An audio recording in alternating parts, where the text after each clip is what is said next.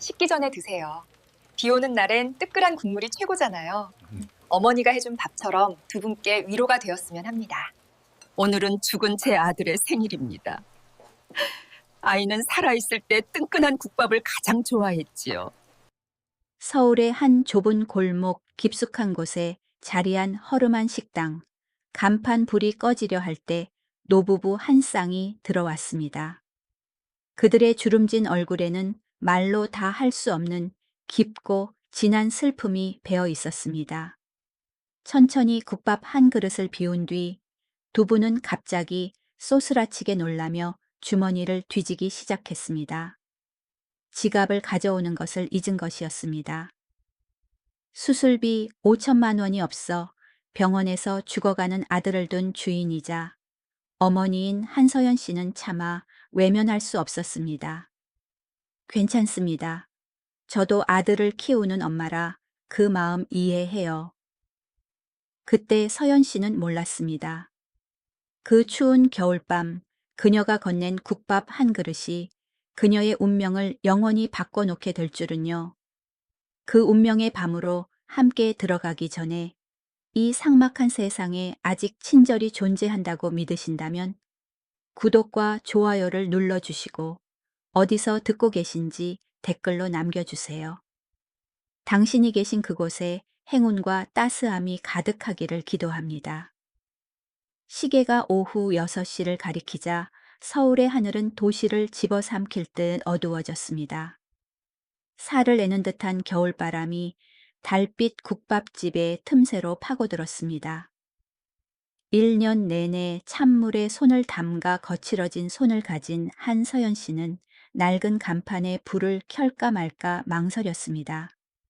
전기세 한 푼이라도 아껴야 했기 때문입니다. 가게 안 희미한 형광등 불빛이 텅 빈 테이블들을 비추고 있었습니다. 서연 씨는 이미 깨끗한 테이블을 닦고 또 닦으며 한숨을 삼켰습니다. 오늘 하루 손님은 10손가락으로 꼽을 정도였습니다.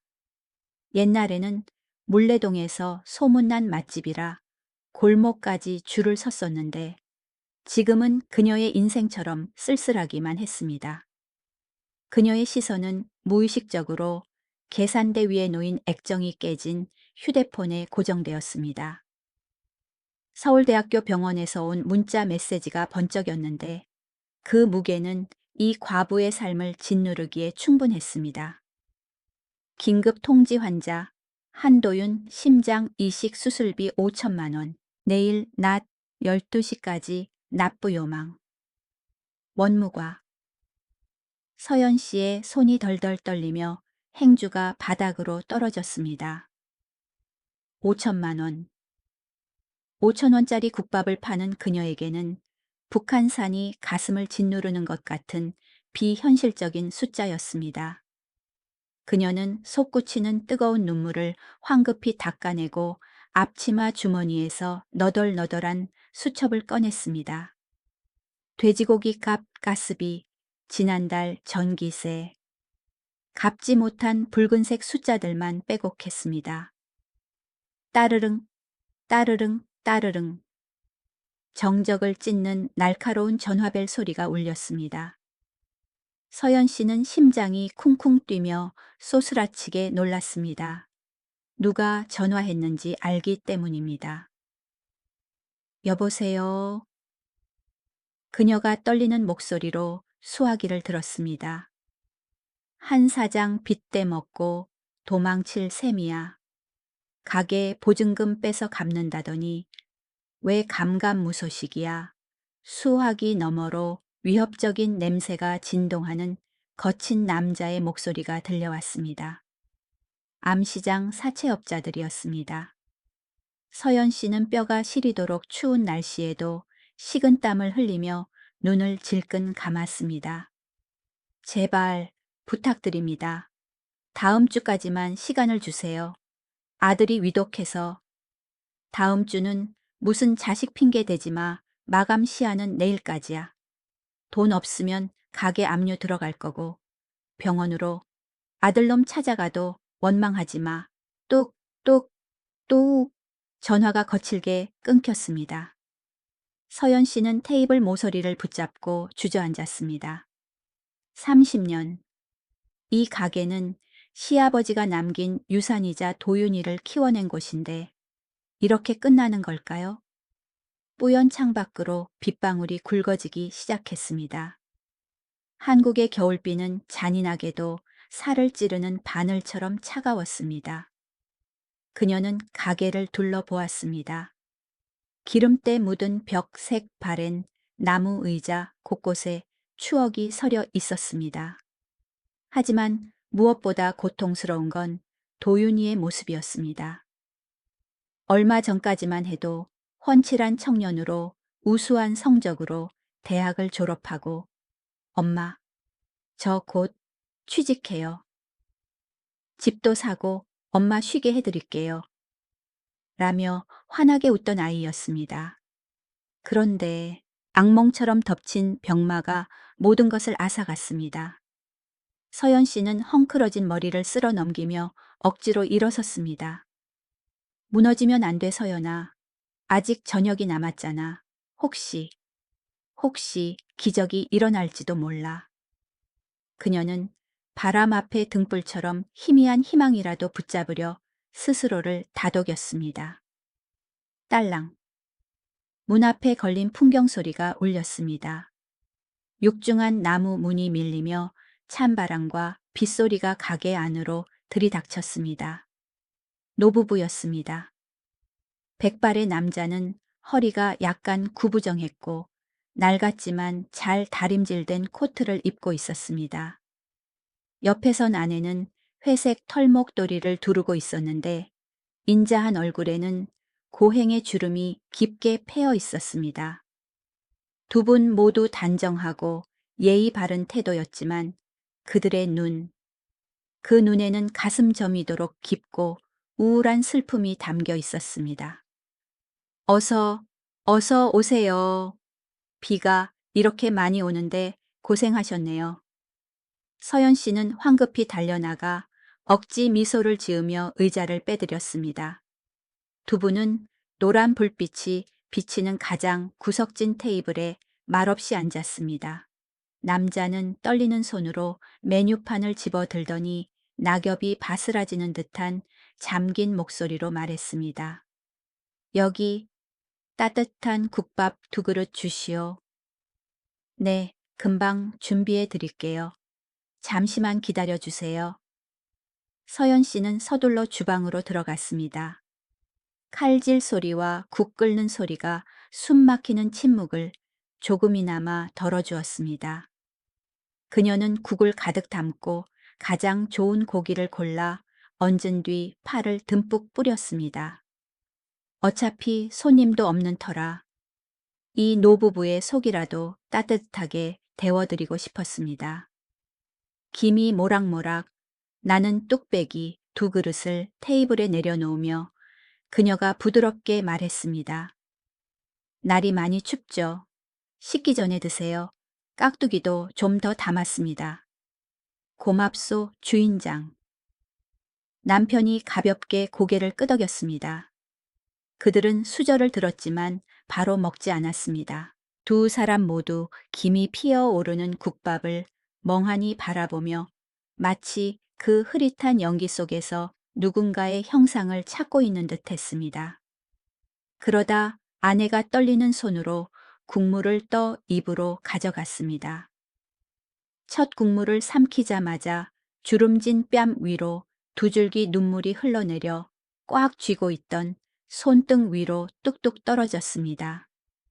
그녀는 낡은 손수건을 꺼내 흐느끼는 소리가 새어 나오지 않도록 급히 눈물을 닦았습니다. 옆에 앉은 남편은 말없이 앙상한 손을 뻗어 아내의 손을 꽉 잡고 가볍게 토닥였습니다. 그 광경을 목격한 서연 씨의 가슴이 철렁 내려앉았습니다. 멀리서 지켜보던 그녀는 그들이 가슴속에 아물지 않은 상처를 품고 있음을 짐작했습니다. 잠시 후 양철 지붕을 때리는 빗소리 속에서 아내가 국밥을 먹으며 울먹이는 목소리로 말했습니다. 서연 씨에게 겨우 들릴 만큼 작은 목소리였습니다. 여보, 오늘이 그 아이 생일이에요. 남편의 손이 허공에서 멈췄습니다. 그는 눈을 내리깔며 떨리는 목소리로 말했습니다. 그래, 그 녀석이 이 국밥을 참 좋아했지. 엄마가 해준 국이나 골목 어귀 단골집에서 국밥 한 그릇이면 피로가 싹 가신다고 했었어. 그래서 매년 이맘때면 당신과 국밥집을 찾아 마치 아이가 우리와 함께 밥을 먹는 것 같은 기분을 느끼고 싶었어.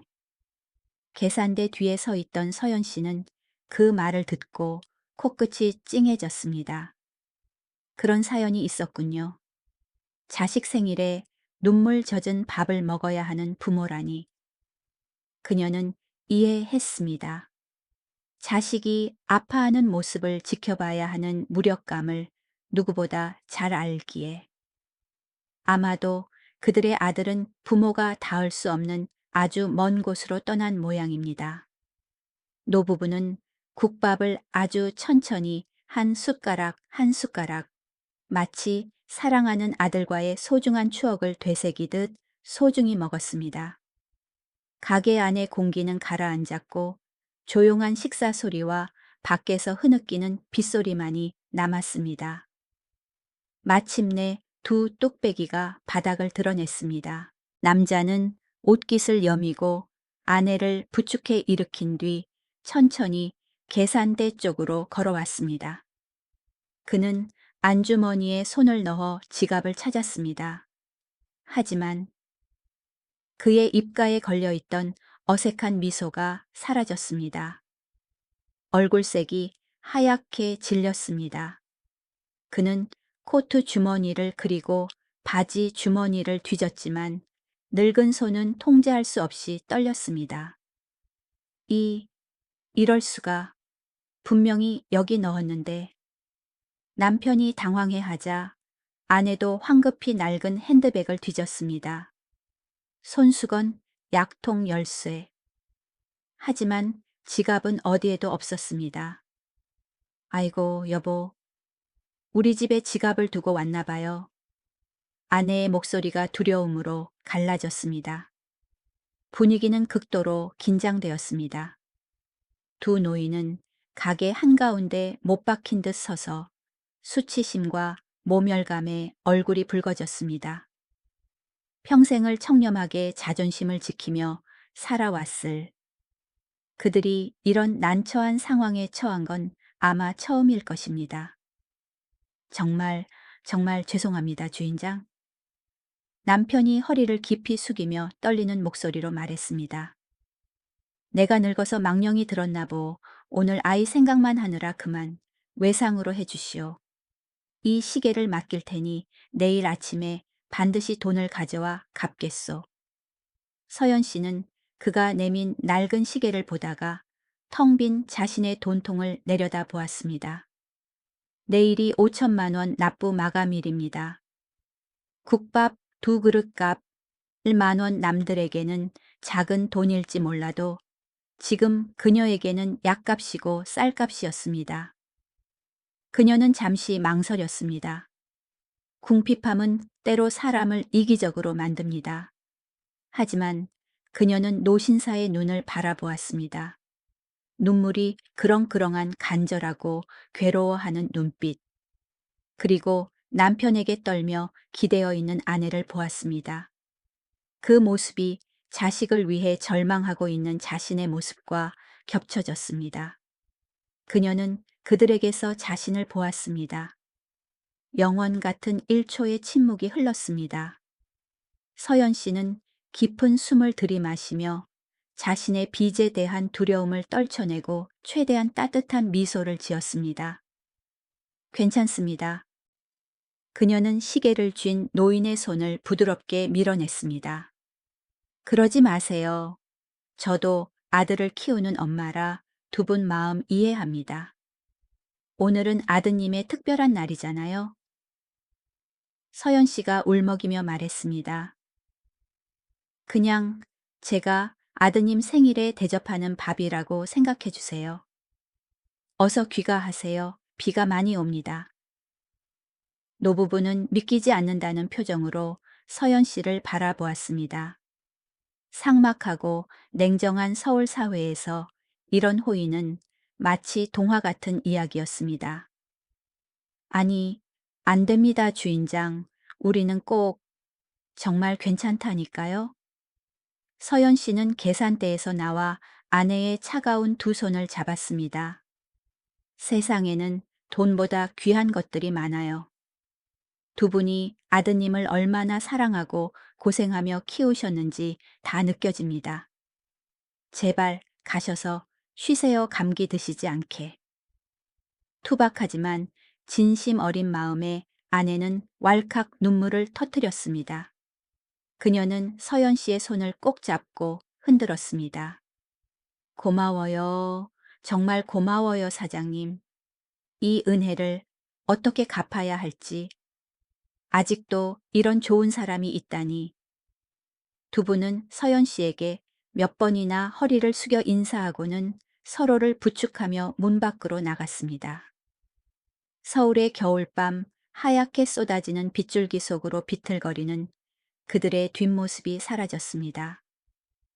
서연 씨는 마음은 가벼워졌지만 주머니는 텅 빈 채 폭풍 같은 내일을 마주하며 그 자리에 서 있었습니다. 그녀는 몰랐습니다. 바로 그 선량함의 순간 운명의 수레바퀴가 방향을 틀기 시작했다는 것을. 나무 문이 닫히고 가게는 다시 고요해졌습니다. 서연 씨의 입가에 맴돌던 억지 미소도 사라졌습니다. 그녀는 노부부가 깨끗이 비운 그릇 두 개를 조용히 치웠습니다. 국밥 두 그릇 원가로 따지면 12,000원 정도 손해입니다. 벼랑 끝에 몰린 그녀에게는 채소 몇 단 혹은 자신의 진통제 한 통을 살 수 있는 돈이었습니다. 하지만 이상하게도 후회는 없었습니다. 자식을 그리워하는 부모의 아픔 앞에서 돈은 갑자기 무의미하고 하찮게 느껴졌습니다. 그녀는 한숨을 내쉬며 차가운 계산대에 등을 기댔습니다. 어둠과 외로움이 마음을 잠식하기 시작했습니다. 떨리는 손으로 서랍을 열어보니 그녀의 미래처럼 텅 비어 있었습니다. 너덜너덜한 외상 장부를 꺼내자 숫자들은 조롱하듯 춤을 췄습니다. 쾅! 주방 뒷문이 거칠게 열리며 서연 씨는 소스라치게 놀라 장부를 떨어뜨릴 뻔했습니다.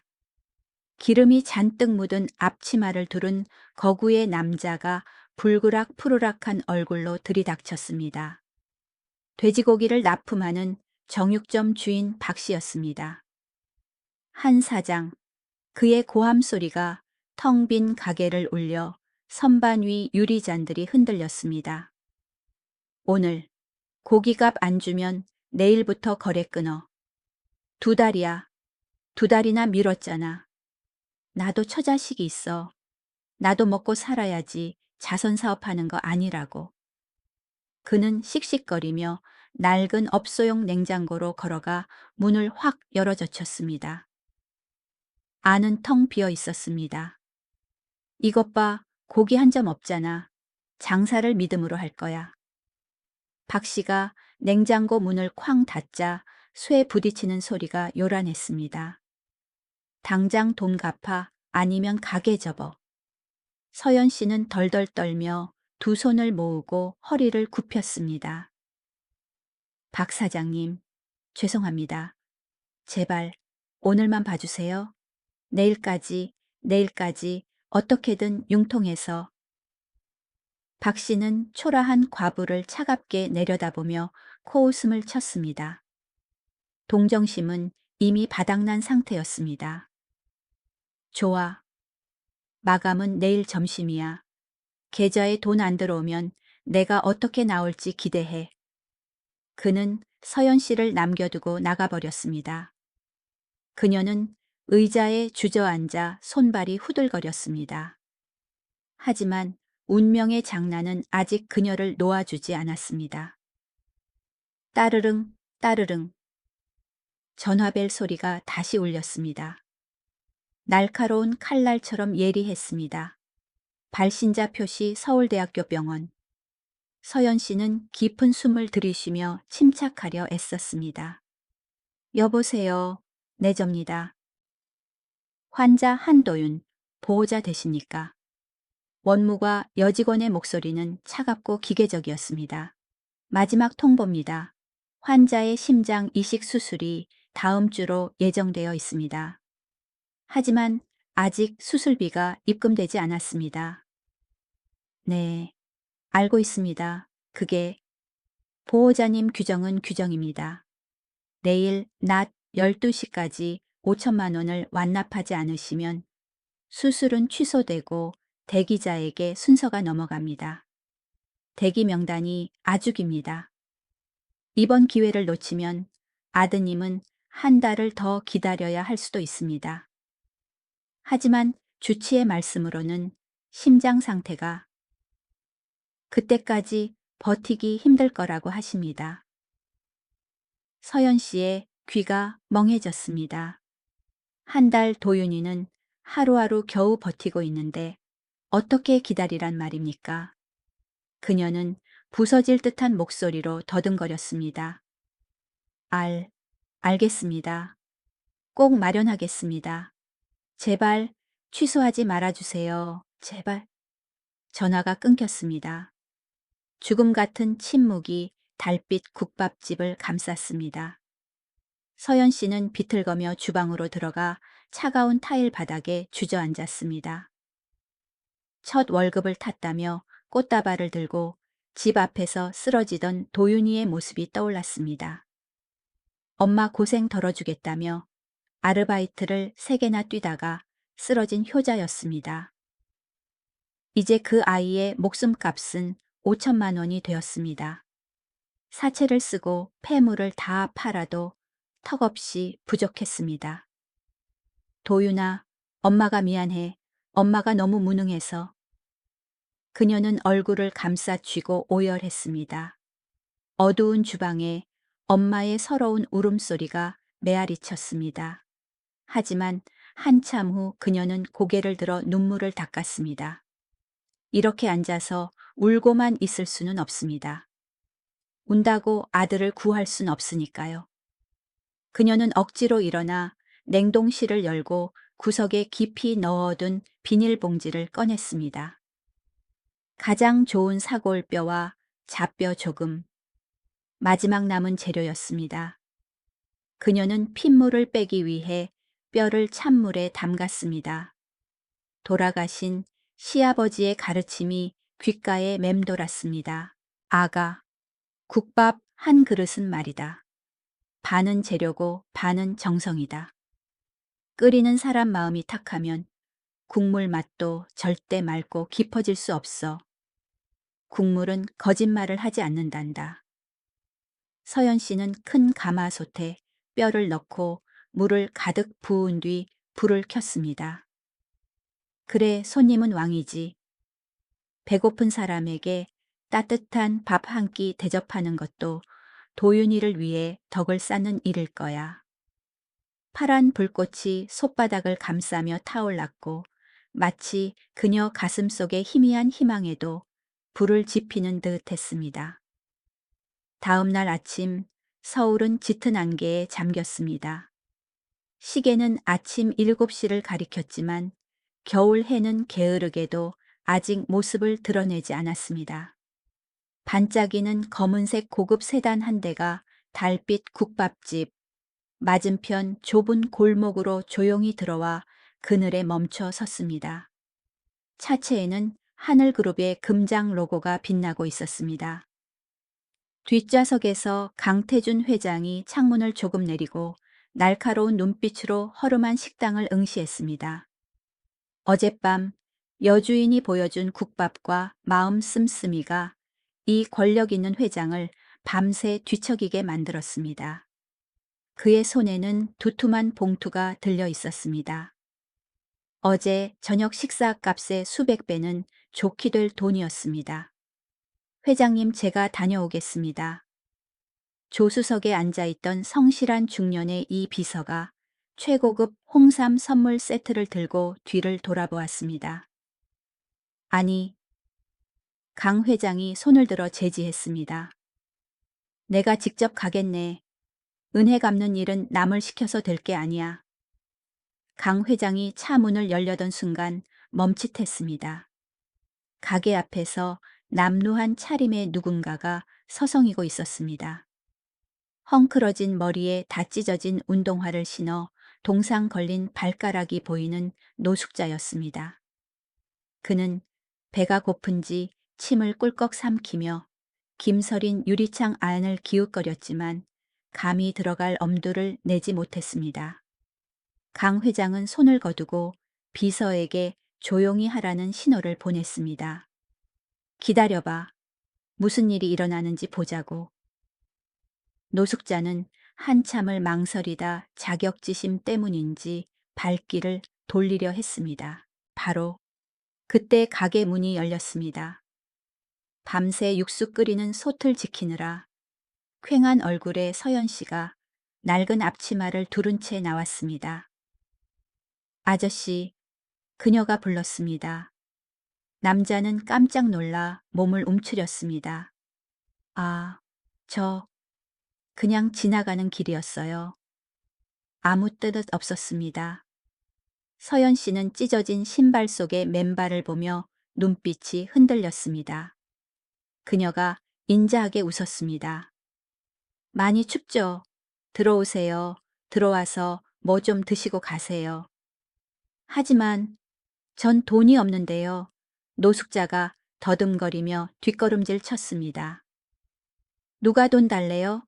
아침 일찍 개시해 주시면 저야 좋죠. 들어오세요.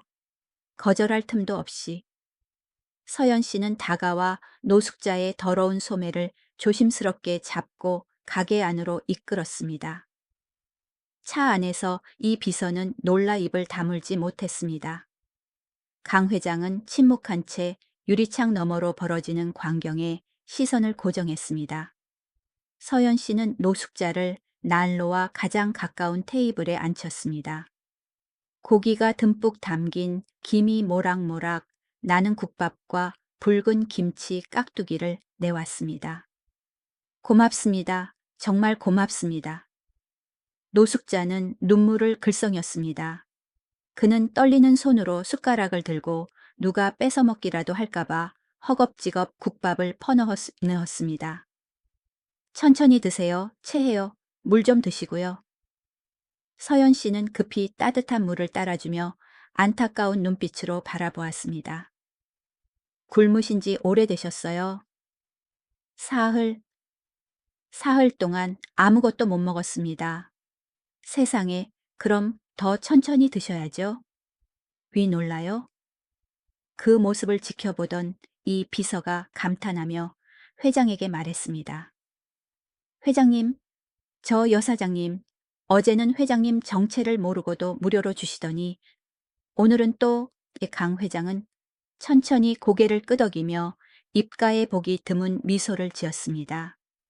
그는 화려한 상류 사회에서는 이미 사라져버린 어떤 품격을 저 여인에게서 발견했습니다. 가게 안에서 노숙자가 식사를 마치고 일어서자 서연 씨는 다시 주방으로 달려가 갓진 따끈한 만두가 든 비닐봉지를 들고 나왔습니다. 가면서 드세요. 배고플 때 드시고요. 날 추우니까 바람 안 드는 곳 찾아서 주무세요. 노숙자는 허리를 굽혀 연신 감사 인사를 하고는 만두 봉지를 보물처럼 품에 안고 가게를 나섰습니다.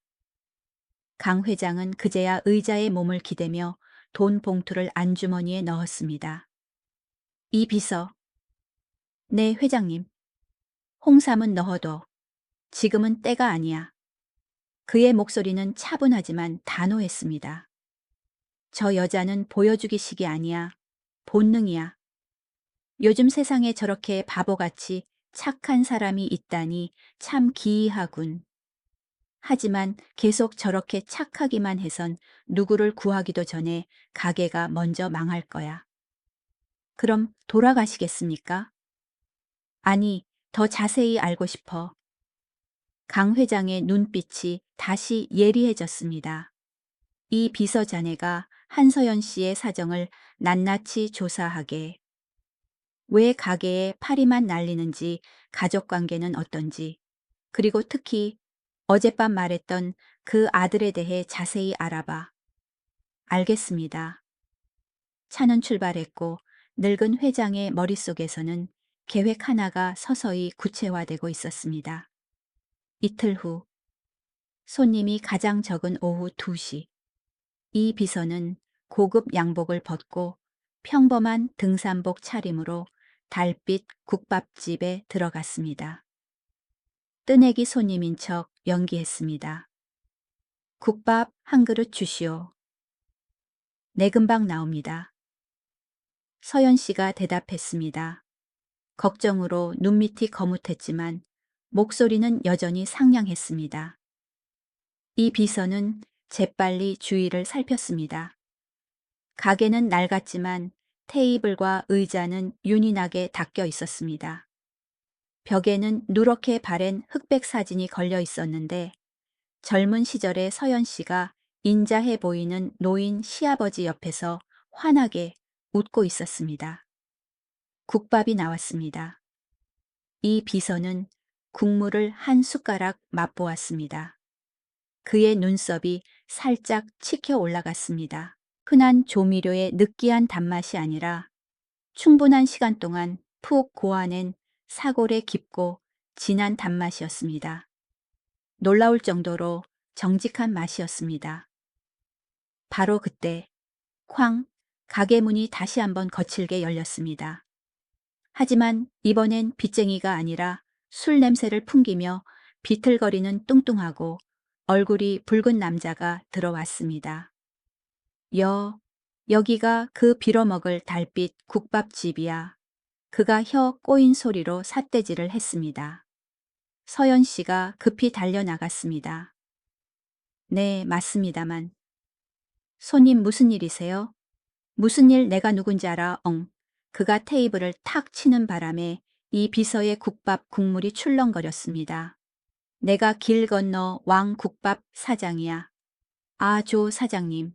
말씀 많이 들었습니다. 내숭 떨지 마. 남자가 고함을 지르며 말을 잘랐습니다.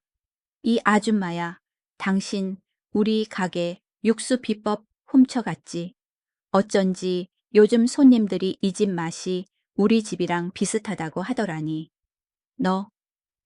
네가 사람 시켜서 우리 가게 비법 훔쳐오게 했지. 가게 안의 공기가 팽팽해졌습니다. 이 비서는 숟가락을 내려놓고 주머니 속 휴대폰으로 경호원을 부르려다 멈췄습니다. 여주인이 어떻게 대처할지 보고 싶었기 때문입니다.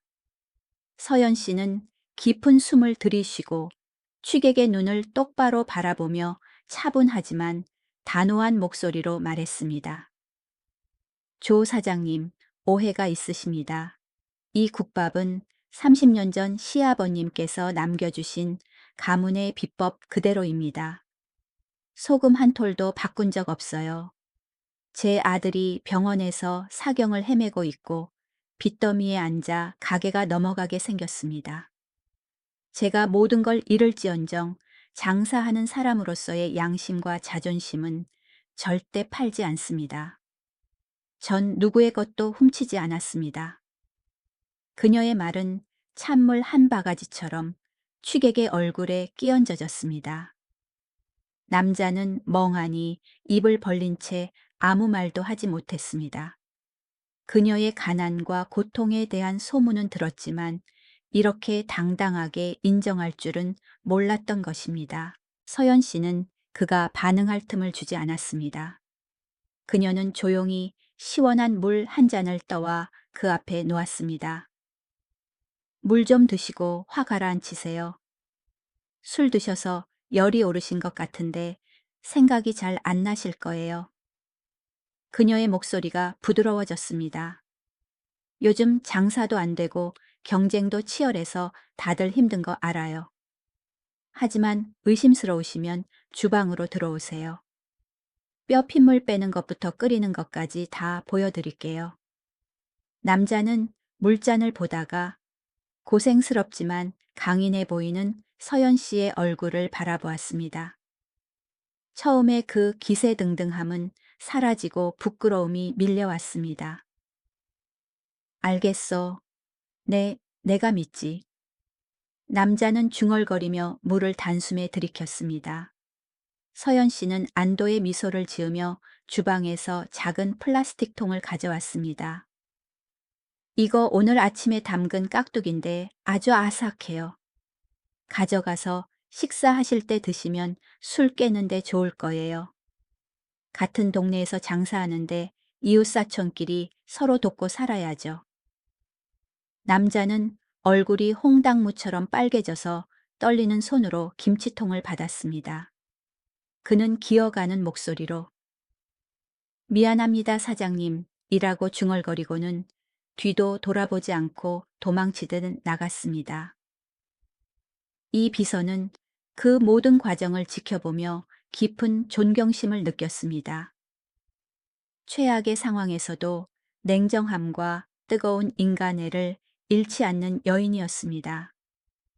그는 조용히 전화기를 꺼내 강 회장에게 전화를 걸었습니다. 회장님, 제가 직접 봤습니다. 그의 목소리가 진지했습니다.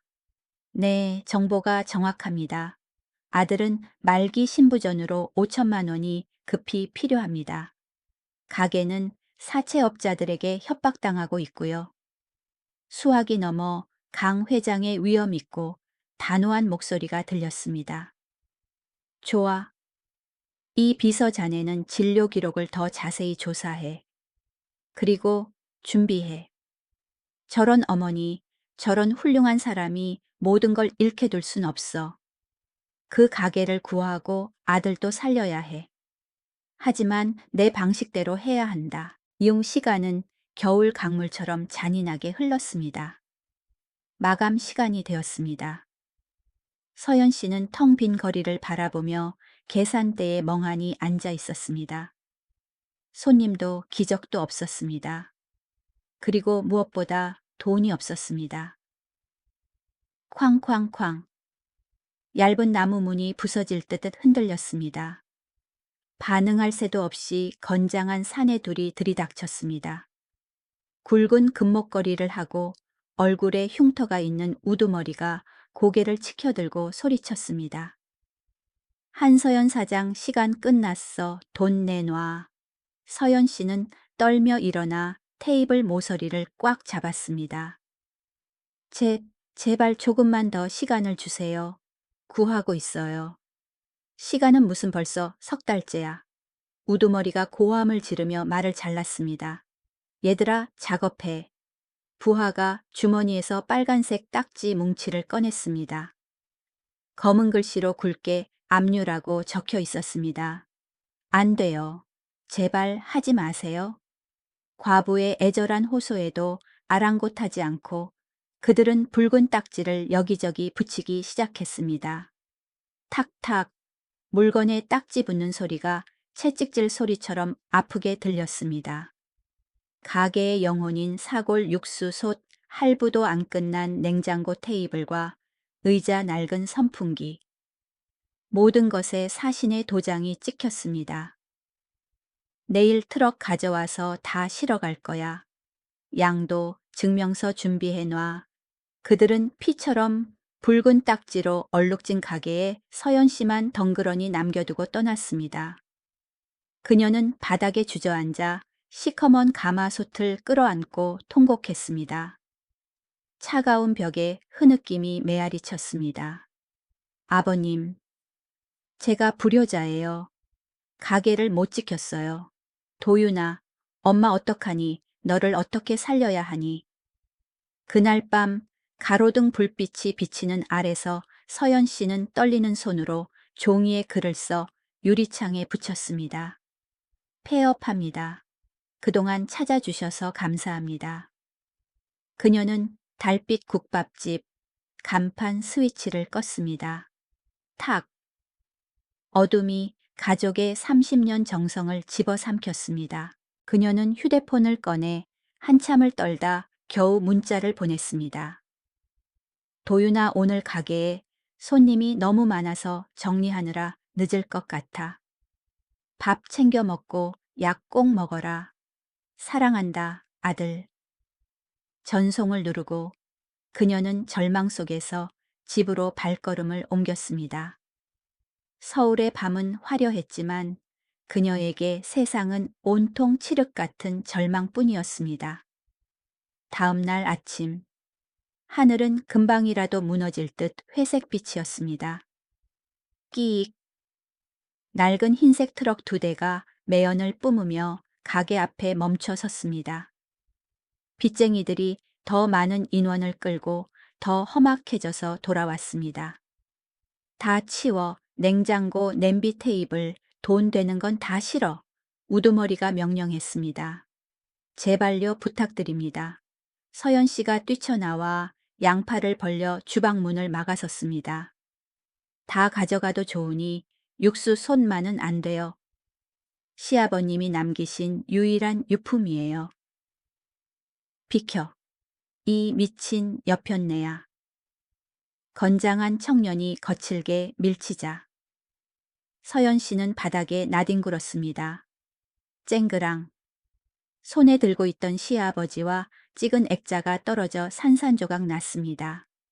날카로운 유리 조각이 앙상한 손에 박혀 피가 흘러나와 눈물과 섞였습니다. 그녀는 평생의 피땀이 짓밟히는 것을 무력하게 바라보며 누워 있었습니다. 물레동 주민들이 모여들어 수군거렸지만 깡패들이 무서워 아무도 나서지 못했습니다. 다 됐습니다, 형님. 가시죠. 부하가 손을 털며 트럭에 올라탔습니다. 트럭 엔진이 굉음을 내며 서연 씨의 마지막 희망을 싣고 떠나려 했습니다. 바로 그때였습니다.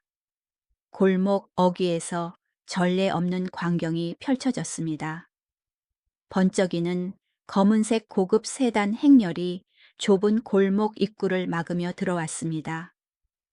선두에는 위험 있는 마이바흐가 그 뒤로 경호원 차량들이 줄지어 있었습니다. 빵빵 뭐야, 죽고 싶어 비켜. 트럭 운전사가 고개를 내밀고 소리쳤습니다. 선두 차량의 문이 천천히 열렸습니다. 품격 있고 위험 있는 중년 신사가 내렸습니다. 그 뒤를 귀부인 같은 여성이 따랐습니다. 서연 씨는 눈물 젖은 눈을 가늘게 뜨고 보았습니다. 그들은 며칠 전 지갑을 놓고 갔던 그 노부부였습니다. 하늘그룹 강태준 회장과 최지우 여사였습니다. 뒤따르던 차들에서 검은 정장을 입은 변호인단이 서류 가방을 들고 일제히 내려 도열했습니다. 옷깃에 달린 하늘그룹 배지가 빛나자 온 동네가 숨을 죽였습니다. 덩치 큰 빚쟁이가 험악하게 다가와 시비를 걸었습니다. 뭐야, 서커스 구경 왔어. 우린 법적으로 정당하게 집행 중이야. 이 비서가 앞으로 나서며 단호한 동작으로 그의 팔을 쳐냈습니다. 차가운 눈빛과 단호한 목소리가 울려 퍼졌습니다. 그 더러운 손 치워. 내 앞에 계신 분은 하늘그룹 강태준 회장님이시다. 하늘그룹이라는 이름은 마른 하늘의 날벼락 같았습니다. 빚쟁이들의 얼굴에서 핏기가 싹 가셨습니다. 다리가 후들거리며 뒷걸음질 쳤습니다. 한국에서 하늘그룹을 건드리는 건 자살 행위나 다름없었습니다. 강 회장은 그들을 쳐다보지도 않고 피 묻은 액자를 안고 주저앉은 서연 씨에게 곧장 걸어갔습니다. 한서연 사장님, 괜찮으십니까? 그의 목소리는 중후하고 다정했습니다. 최지우 여사도 더러워지는 것을 개의치 않고 서둘러 앉아 서연 씨를 일으키고 비싼 실크 스카프로 눈물과 피를 닦아주었습니다. 너무 늦게 왔네요. 고생 많으셨어요. 그 사이 그룹 수석 변호사가 사시나무 떨듯 떠는 사채업자 우두머리에게 수표와 서류 뭉치를 내밀었습니다. 대위 변제권이 실행되었습니다. 하늘그룹 복지재단이 한서연 씨의 원금과 이자 전액을 지금 즉시 상환합니다. 여기 확인 서명하세요. 네, 네, 알겠습니다. 회장님. 우두머리는 떨리는 손으로 서명을 갈겨 썼습니다. 서명 끝났으면 잘 들어. 이 비서가 호통쳤습니다. 물건 다 원래대로 돌려놔. 당장 그릇 하나라도 이 나가면 각오해. 그리고 저 더러운 압류, 딱지 다 떼버려.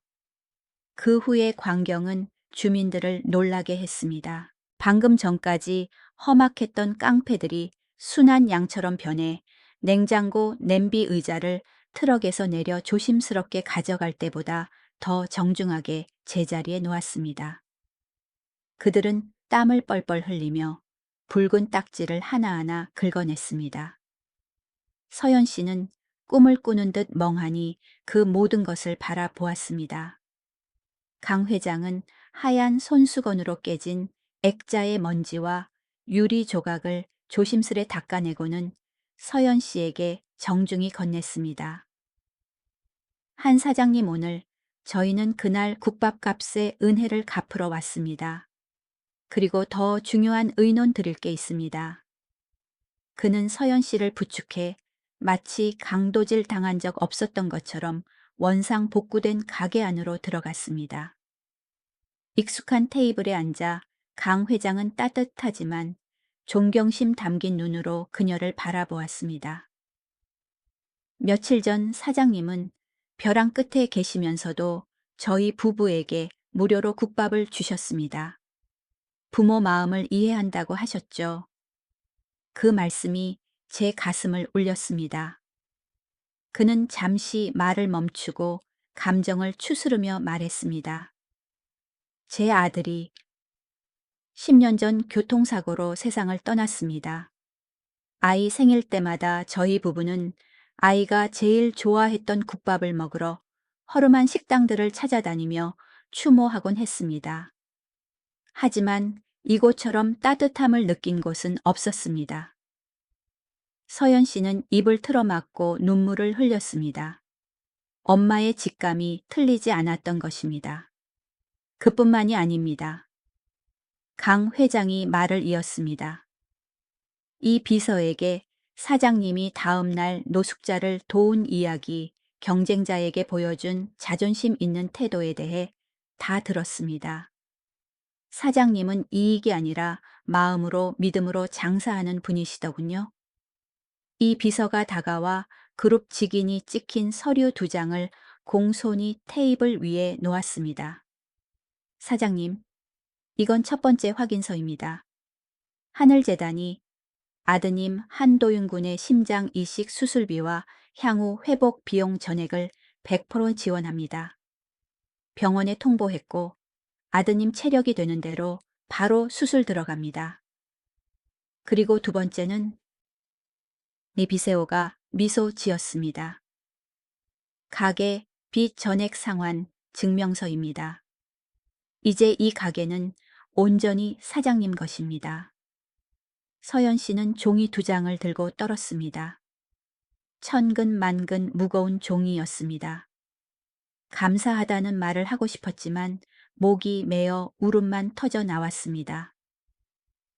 이게 꿈은 아니겠죠. 제가 어떻게... 꿈 아닙니다. 사장님은 받을 자격이 충분합니다. 사장님의 선행이 씨앗을 뿌렸고 이제 열매를 맺는 겁니다. 강 회장은 태블릿 PC를 꺼내 여의도 금융중심가의 완공을 앞둔 웅장한 마천루 사진을 보여주었습니다. 다음 달에 완공될 하늘그룹 신사옥입니다. 1층 로비에 가장 좋은 자리를 비워뒀습니다. 그는 서연 씨의 눈을 똑바로 바라보며 미소 지었습니다. 달빛 국밥집 2호점을 그곳에 열어주십시오. 임대료는 한 푼도 받지 않겠습니다. 하늘그룹 전 직원들은 사장님의 손맛과 정성이 담긴 식사가 필요합니다. 그 따뜻한 맛을 그곳으로 가져와 주시겠습니까? 서연 씨는 멍하니 태블릿 화면을 만지작거렸습니다. 저 화려한 빌딩, 찬란한 조명 속에 부엌 냄새 배어있는 촌스러운 자신이 들어갈 자리가 있을까요? 하지만 회장님, 그녀의 목소리가 떨렸습니다. 저처럼 촌스럽고 투박한 사람이 그런 고급스러운 곳에 어떻게 그룹 얼굴에 먹칠할 거예요. 강 회장은 고개를 저으며 단호하고 존중하는 눈빛을 보냈습니다. 사장님은 촌스럽지 않습니다. 사장님은 한국의 진정한 장인이십니다. 30년간 맛을 지키고 역경에 굴하지 않고 양심을 팔지 않았습니다. 그건 제 돈으로도 살 수 없는 겁니다. 한 사장님, 이건 동정이나 적선이 아닙니다. 투자입니다. 저는 사장님의 마음과 솜씨에 투자하는 겁니다. 최지우 여사가 다가와 서연 씨의 앙상한 어깨를 감싸 안으며 친언니처럼 속삭였습니다. 걱정 마세요. 아드님은 국내 최고의 심장 전문의 팀이 수술할 겁니다. 다 잘 될 거예요. 그날 밤 빗속의 국밥 한 그릇에 대한 빚을 갚게 해주세요. 세어연 씨는 오열했습니다. 절망 대신 행복의 눈물이 흘렀습니다. 그날 밤 하늘그룹 회장 비서실의 전화 한 통으로 병원의 긴급 프로세스가 가동되었습니다. 다음 날 수술실 불이 8시간 동안 켜져 있었습니다. 문이 열리고 교수가 미소 지으며 고개를 끄덕였을 때 서연 씨는 기적이 정말로 모자 무지의 삶에 찾아왔음을 알았습니다. 시간은 화살처럼 빠르게 흘러 몇 달이 지났습니다.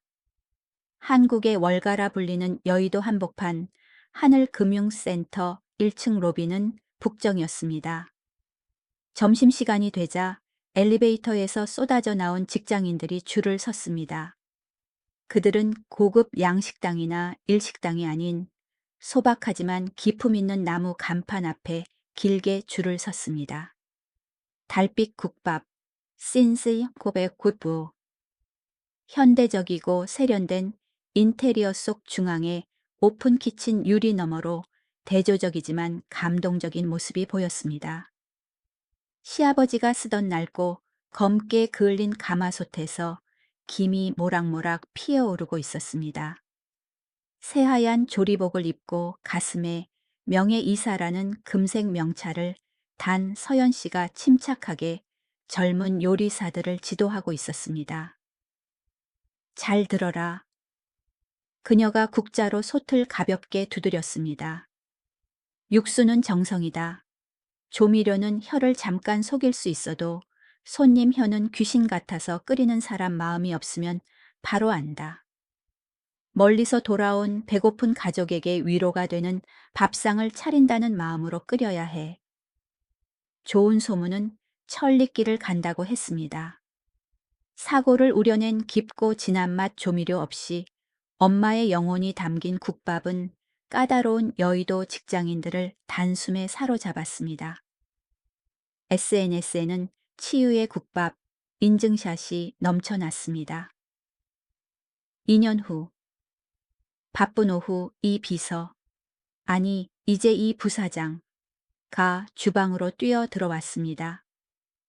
손에는 외국 잡지가 들려 있었고 얼굴은 그 어느 때보다 밝았습니다. 한 이사님 대박입니다. 난리 났어요. 이 부사장님 무슨 일인데 그리 급해요? 서연 씨가 국간을 보며 물었습니다.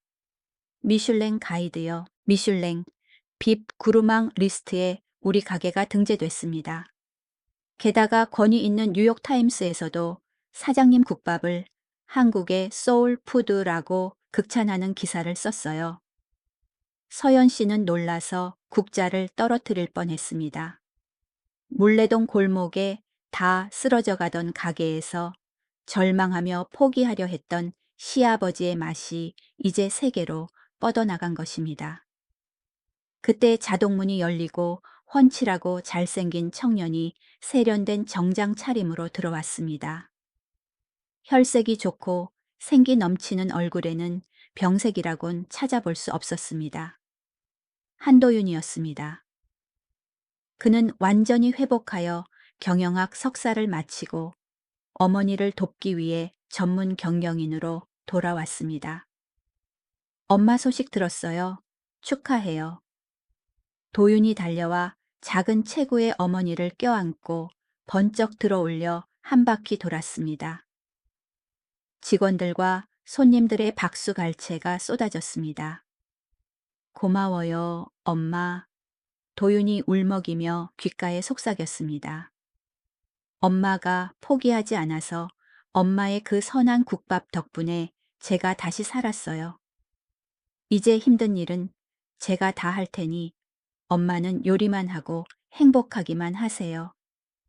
그해 가을 한국 최대 명절인 추석. 식당의 아늑한 별실에서 은은한 침향 냄새가 퍼졌습니다. 강 회장 부부 서연 씨 그리고 도윤이 가족처럼 오순도순 모여 앉았습니다. 사모님, 이 갈비찜 좀 드셔보세요. 서연 씨가 부드럽게 익은 갈비를 최지우 여사 그릇에 놓아주었습니다. 도윤이가 새벽부터 일어나 특제 소스로 재운 거예요. 어머, 고마워요. 고맙다, 도윤아. 최 여사가 맛을 보고 행복하게 미소 지으며 도윤을 사랑스럽게 바라보았습니다. 10년 전 아들을 잃은 아픔이 이 효심 깊고 훌륭한 청년의 존재로 조금은 치유된 듯 했습니다. 그녀는 도윤에게서 아들의 모습을 느꼈습니다. 강 회장이 소주잔을 들고 중후하고 감동 어린 목소리로 말했습니다. 오늘은 추석이다. 건강한 도윤군이 여기 있으니 우리 늙은 부부는 더 바랄 게 없어. 자네 어머니의 선한 믿음이 자네를 살렸고 우리 메마른 영혼도 구원했네. 새로운 가족을 위하여 건배. 건배더나 잔 부딪히는 맑은 소리가 웃음소리와 섞여 한겨울 난로보다 더 따뜻하게 퍼져나갔습니다. 그날 밤늦게 가게 문을 닫고 서울 거리가 고요해질 무렵이었습니다. 서연 씨가 유리 진열대를 닫고 있는데 문 밖에 서 있는 그림자를 발견했습니다. 무거운 가방을 맨 비쩍 마른 남학생이었습니다.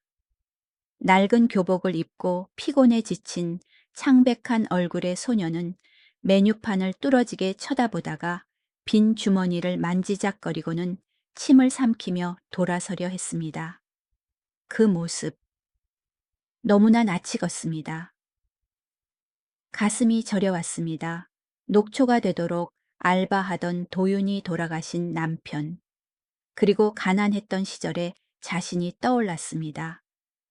그녀는 황급히 앞치마에 손을 닦고 문을 열어 차가운 밤 공기 속으로 뛰어나갔습니다. 예, 거기 학생, 소년이 놀라 움츠러들었습니다. 아, 죄송해요. 바로 갈게요. 서연 씨는 그 운명의 비 오던 밤과 똑같은 인자한 미소를 지었습니다. 가긴 어딜 가 늦게까지 공부하느라 배고프지 들어와. 오늘 재료가 너무 많이 남아서 그런데 아줌마 좀 도와줄래? 하지만 저 돈 없는데요. 누가 돈 내래 바람 들어오니까 얼른 들어와. 그녀는 소년을 테이블로 끌고 가 다시 불을 켜고 고기를 듬뿍 담은 가장 따뜻하고 사랑이 담긴 국밥 한 그릇을 내왔습니다. 먹어라. 든든히 먹어야 공부도 하고 대학도 가지. 학생은 숟가락을 들고 먹으며 눈물을 흘렸습니다. 뜨거운 눈물이 국밥에 떨어져 인류애의 단맛과 섞였습니다. 아줌마, 나중에 커서 꼭 갚을게요. 소년이 울먹였습니다. 서연 씨는 소년의 머리를 쓰다듬으며 눈을 반짝였습니다. 아줌마한테 갚을 필요 없어. 나중에 훌륭한 사람 돼서 배고프거나 힘든 사람 보면 밥 한 끼 사주거나 도와주렴. 그럼 갚는 거야. 매올리서 관리 사무실 유리창 너머로 도윤과 강 회장 부부가 조용히 지켜보고 있었습니다. 그들은 서로를 보며 미소 지었습니다. 서연 씨가 지핀 인류애의 불꽃은 꺼지지 않을 것임을 알았기 때문입니다. 그 불꽃은 이 국밥에서 저 국밥으로, 이 마음에서 저 마음으로 퍼져나가 이 차가운 세상을 덮여줄 것입니다. 달빛 국밥집 이야기는 여기서 마칩니다. 여러분, 삶이 때로 우리를 벼랑 끝으로 몰아넣더라도 절대 친절에 대한 믿음을 잃지 마세요. 오늘 당신의 작은 행동 하나가 내일의 기적을 싹 틔울 씨앗일지도 모르니까요. 오늘 이야기가 당신의 마음에 작은 온기를 전했다면 구독과 좋아요를 눌러주세요. 더 큰 위로가 되는 이야기로 찾아오겠습니다. 댓글로 소감을 남겨주시는 것도 잊지 마세요. 행운과 평안이 늘 당신과 함께하기를 빕니다.